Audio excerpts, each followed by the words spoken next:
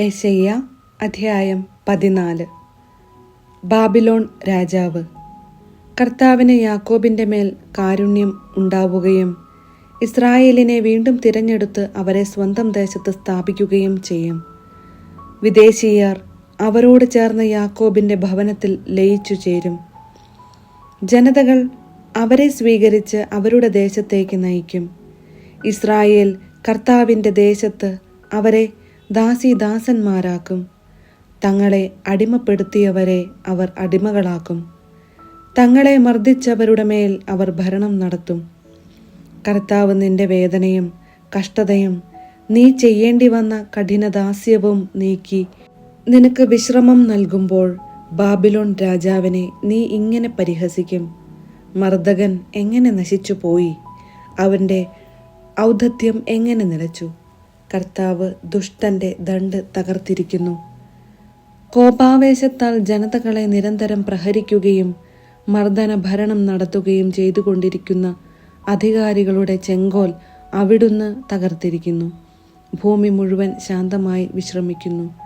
അവർ ഗാനമാലപിച്ച് ഉല്ലസിക്കുന്നു.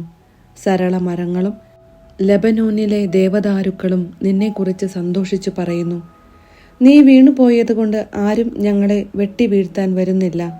നീ ചെല്ലുമ്പോൾ സ്വീകരിക്കാൻ താഴെ പാതാളം ഇളകി മറിയുന്നു. നിന്നെ സ്വാഗതം ചെയ്യാൻ അത് ഭൂമിയിൽ അധിപന്മാരായിരുന്നവരുടെ പ്രേതങ്ങളെ ഉണർത്തുന്നു.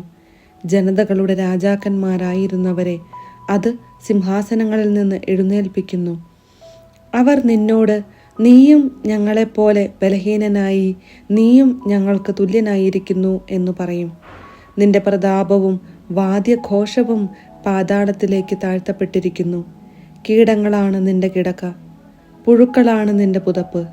ഉഷസിന്റെ പുത്രനായ പ്രഭാത നക്ഷത്രമേ, നീ എങ്ങനെ ആകാശത്ത് നിന്ന് വീണു? ജനതകളെ കീഴടക്കിയിരുന്ന നിന്നെ എങ്ങനെ തറയിൽ വെട്ടി വീഴ്ത്തി?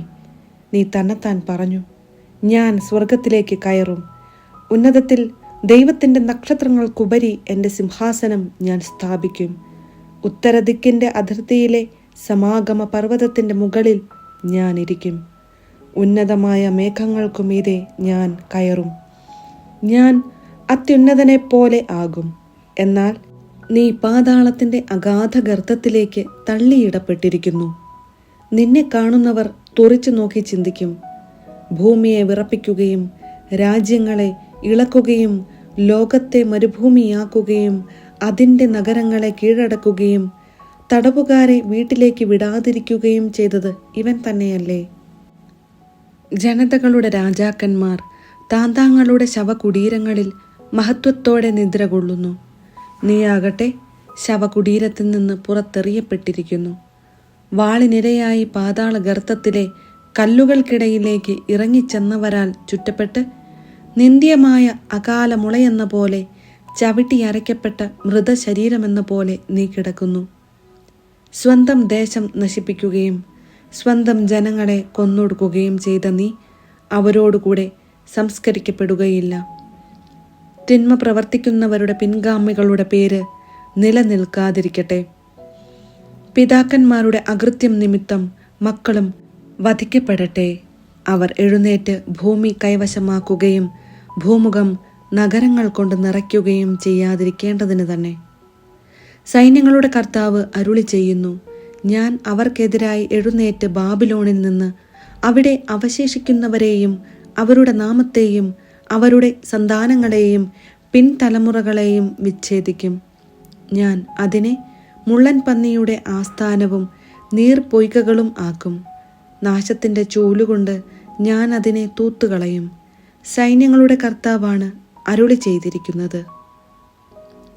അസീറിയായ്ക്കെതിരെ സൈന്യങ്ങളുടെ കർത്താവ് ശപഥം ചെയ്തിരിക്കുന്നു: ഞാൻ തീരുമാനിച്ചതുപോലെ സംഭവിക്കും. ഞാൻ നിശ്ചയിച്ചത് നിറവേറും.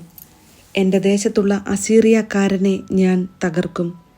എൻ്റെ പർവ്വതത്തിൽ ഞാൻ അവനെ ചവിട്ടി മെതിക്കും. അവൻ്റെ നുകം അവരിൽ നിന്ന് നീങ്ങിപ്പോകും. അവരുടെ തോളിൽ നിന്ന് അവൻ്റെ ഭാരവും. ഭൂമി മുഴുവനെയും സംബന്ധിക്കുന്ന നിശ്ചയമാണിത്. എല്ലാ ജനതകളുടെയും മേൽ നീട്ടപ്പെട്ടിരിക്കുന്ന കരം ഇതാണ്. എന്തെന്നാൽ സൈന്യങ്ങളുടെ കർത്താവാണ് ഇത് നിശ്ചയിച്ചത്. ആർക്ക് അതിനെ ദുർബലമാക്കാൻ കഴിയും? അവിടുന്ന് കരം നീട്ടിയിരിക്കുന്നു. ആർക്ക് അതിനെ പിന്തിരിപ്പിക്കാൻ കഴിയും? ഫിലിസ്ത്യർക്കെതിരെ. ആഹാസ് രാജാവ് മരിച്ച വർഷം ഉണ്ടായ അരുളപ്പാട്. ഫിലിസ്ത്യരെ, നിങ്ങളെ പ്രഹരിച്ച വടി തകർക്കപ്പെട്ടതുകൊണ്ട് സന്തോഷിക്കേണ്ട. സർപ്പത്തിൻ്റെ വേരിൽ നിന്ന് ഒരു അണലി പുറത്തുവരും. അതിൻ്റെ ഫലമാകട്ടെ പറക്കുന്ന സർപ്പമായിരിക്കും. ദരിദ്രരുടെ ആദ്യജാതർക്ക് ഭക്ഷണം ലഭിക്കും. പാവപ്പെട്ടവൻ സുരക്ഷിതനായി ഉറങ്ങും. എന്നാൽ നിന്റെ വേരിനെ ഞാൻ ക്ഷാമം കൊണ്ട് വധിക്കും. നിന്നിൽ അവശേഷിക്കുന്നവനെ ഞാൻ കൊല്ലും. കവാടമേ വിലപിക്കുക, നഗരമേ കരയുക. ഫിലിസ്ത്യരെ, നിങ്ങൾ എല്ലാവരും ഭയം കൊണ്ട് ഉരുകുവിൻ.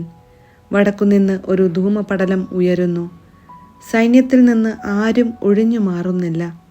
ജനതകളുടെ ദൂതന്മാർക്ക് കിട്ടുന്ന മറുപടി എന്തായിരിക്കും? കർത്താവ് സിയോനെ സ്ഥാപിച്ചിരിക്കുന്നു. അവിടുത്തെ ജനത്തിലെ പീഡിതർ അവളിൽ അഭയം കണ്ടെത്തും. യെശയ്യാ അധ്യായം 15. മൊവാബിനെതിരെ. മൊവാബിനെ സംബന്ധിച്ചുണ്ടായ അരുളപ്പാട്. ഒറ്റ രാത്രി കൊണ്ട് ആർ പട്ടണം നിർജ്ജനമായി. മൊവാബ് നശിപ്പിക്കപ്പെട്ടു. ഒറ്റ രാത്രി കൊണ്ട് കീർ നിർജ്ജനമായി.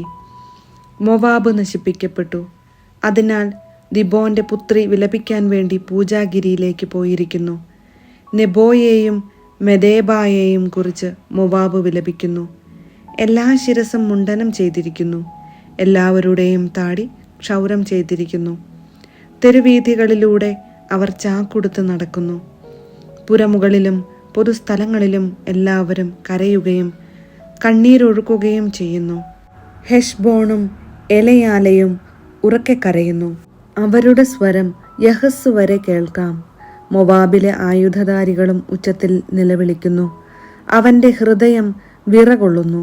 എൻ്റെ ഹൃദയം മൊവാബിനു വേണ്ടി നിലവിളിക്കുന്നു. അവിടത്തെ ജനം സോവാറിലേക്കും എഗ്ലാത്ത് ഷെലീഷിയായിലേക്കും പലായനം ചെയ്യുന്നു. ലുഹിത്തുകയറ്റം അവർ കരഞ്ഞുകൊണ്ടു കയറുന്നു. ഹൊറോനയിമിലേക്കുള്ള വഴിയിലും അവർ നാശത്തിൻ്റെ നിലവിളി ഉയർത്തുന്നു. നിമ്രീമിലെ ജലാശയങ്ങൾ വറ്റിവരണ്ടു. പുല്ലുകൾ ഉണങ്ങി. ഇളം നാമ്പുകൾ വാടിപ്പോയി. പച്ചയായതൊന്നും അവിടെ കാണാനില്ല. അതിനാൽ അവർ സമ്പാദിച്ച ധനവും നേടിയതൊക്കെയും അരളിച്ചെടികൾ തിങ്ങി നിൽക്കുന്ന അരുവിക്കരയിലേക്ക് കൊണ്ടുപോകുന്നു. ഒരു നിലവിളി മൊവാബിലാകെ മുഴങ്ങുന്നു. അത് എഗ്ലായിമും ബെറേലിമും വരെ എത്തുന്നു. ദിബോനിലെ ജലാശയങ്ങൾ രക്തം കൊണ്ട് നിറഞ്ഞിരിക്കുന്നു. ദിബോന്റെ മേൽ ഇതിൻ്റെ അധികം ഞാൻ വരുത്തും.